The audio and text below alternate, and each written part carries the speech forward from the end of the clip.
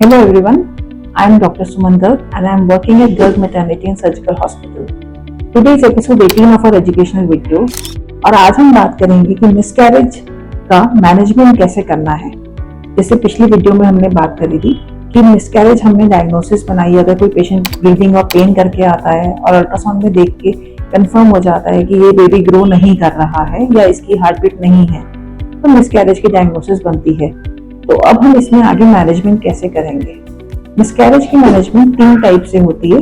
पहली, जिसको हम बोलते हैं कि एक्सपेक्टेड मैनेजमेंट, मतलब अगर आपका बेबी ग्रो नहीं कर रहा है तो कोई ब्लीडिंग शुरू हो गई है या नहीं ही शुरू हुई है, तो we can wait for certain period of time, जो कि आपकी सेफ्टी देखते हुए, आपके ब्लड टेस्ट वगैरह देख के कि कोई इन्फेक्शन नहीं है, वेट करना सेफ है।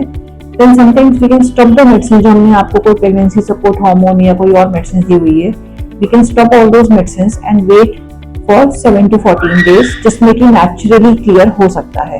और इसमें हम हमेशा 7 to 14 डेज के बाद एक रिपीट अल्ट्रासाउंड करके देखेंगे कि क्या हो रहा है। इसका जो सक्सेस रेट है दैट इज लेस देन 50%, तो इसलिए थोड़ा सा इस पे फोकस हमारा कम रहता है, but it is an option. Second है मेडिकल मैनेजमेंट। मेडिकल मैनेजमेंट मतलब मेडिसिन के थ्रू जो भी प्रेगनेंसी का टिश्यू यूट्रस के अंदर है उसको हमें बाहर निकालना है। तो वो मेडिसिन जो कि यूट्रस में कॉन्ट्रैक्शन करके आपकी ब्लीडिंग करते हैं, पेन करते हैं एंड अंदर से टिश्यू जो है वो बाहर निकल जाता है। Basically the uterus it is made up of muscles, तो जो मसल में कॉन्ट्रैक्शन करती हैं ऐसी मेडिसिन देते हैं। मेनली वीजोप्रोस्ट नाम होता है मेडिसिन का, जो कि सॉल्ट होता है जो कि यूट्रस में कॉन्ट्रैक्शन करेगा, तो पेन होकर ब्लीडिंग स्टार्ट हो जाती है। We give you certain doses. कई बार एडमिशन की जरूरत पड़ती है इसके लिए। अगर बहुत अर्ली प्रेगनेंसी है तो ये घर पे खाने के लिए भी हम दे सकते हैं। एंड देन इन मेडिसिन के साथ usually same day bleeding start हो जाती है and we say wait for another 7 to 10 days, और उसके बाद हम एक अल्ट्रासाउंड रिपीट करके देखते हैं कि मेडिसिन से क्लियर हो गया है या नहीं।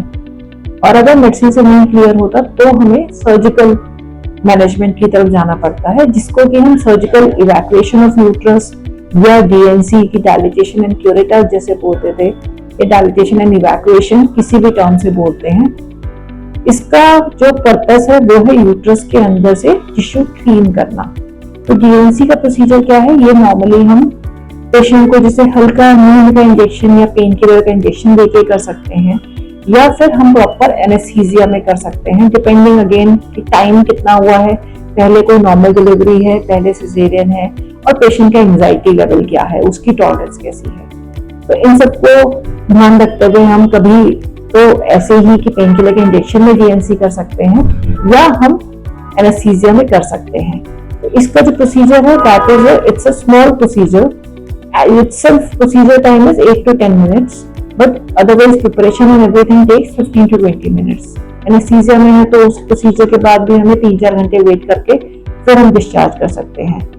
तो एक्चुअल प्रोसीजर में होता है कि जैसे ये यूट्रस है, यूट्रस का जो लोअर पार्ट होता है इसको हम सर्विक्स बोलते हैं।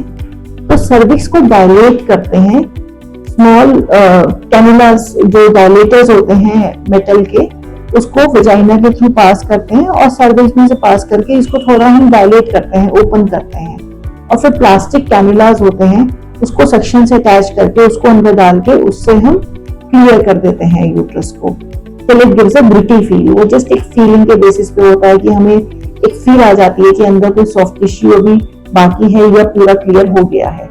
तो डीएनसी का प्रोसीजर करके इसके बाद यूजुअली हमें एक फॉलो अप स्कैन की जरूरत नहीं होती है।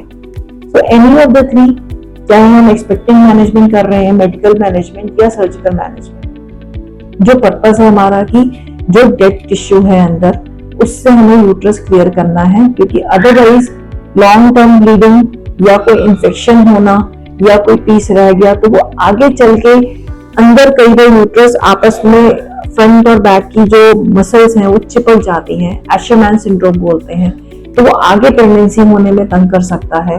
तो ऐसी कॉम्प्लिकेशंस ना आए मिसकैरेज के बाद, that is what we have to take care of. So this is how we manage the miscarriage. और कुछ टेस्ट जो हम जनरल करते हैं कि क्यों मिसकैरेज हुआ, उसके बारे में हमने पिछली बार बात करी थी, and that is how we do it.